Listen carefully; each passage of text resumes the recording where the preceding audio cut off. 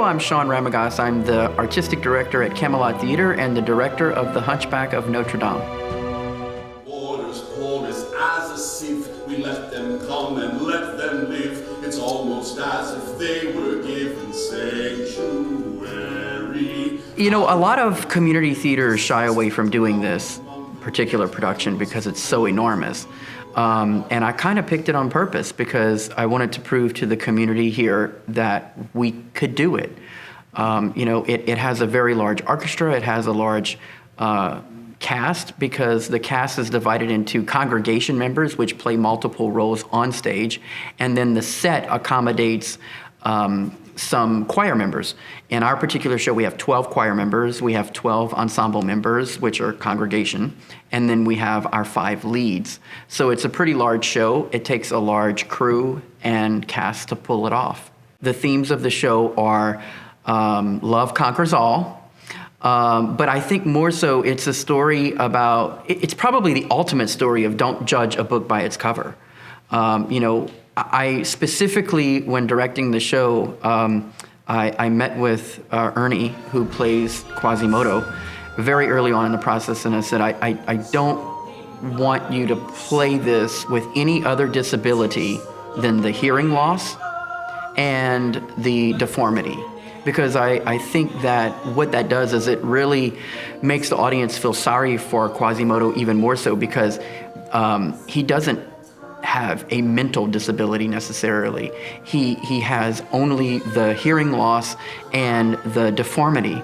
And he has this loving soul about him.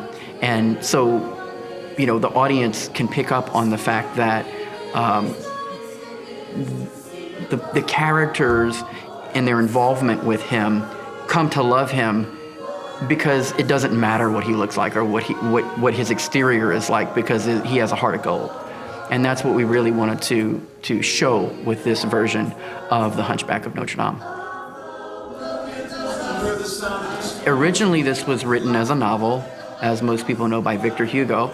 And originally, he wrote this as sort of a disdain for how architecture of the time, they were changing it to modern methods, and it was ruining the architecture.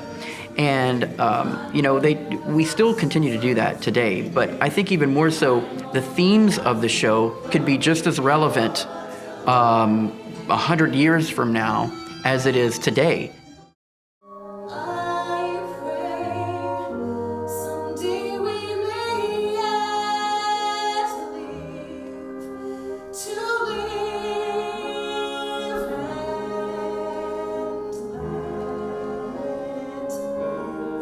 Esmeralda sings a song someday, and it's about what she sees years from now, you know, or in a short period of time that she may not be here, and she's wishing that things would be different and it would be brighter and people would learn lessons. And I think that we can always learn lessons in daily life. I mean, you know, we're talking about having a sanctuary in the church, and we are having problems in our own country these days with you know, people who are looking for some type of sanctuary. You know, so I think that these themes are relevant ongoing until maybe we learn our lessons.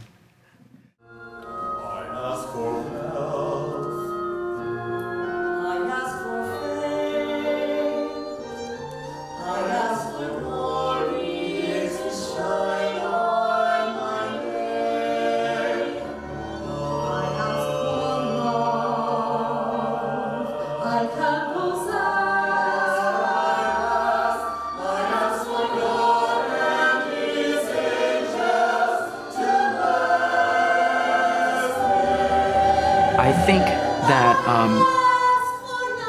people don't realize that this show is not the Disney cartoon.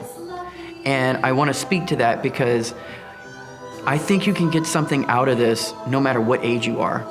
And so I really encourage people to come out and take a look at this show because it is beautiful visually, it's beautiful audibly. Our choir and our cast just do an unbelievable job with the music. Some of it is in liturgical Latin, which really brings you to the cathedral. It really transports you into the setting, I think. More than anything, the Latin really adds an element that audiences might not expect. And we have a lot of little special effects and things, video-wise and audio-wise. We have a beautiful soundscape, I like to call it, and beautiful video images in the show that I think really add to the drama. And it is a drama. It is a heavy show, and it really will pull at all of your emotions.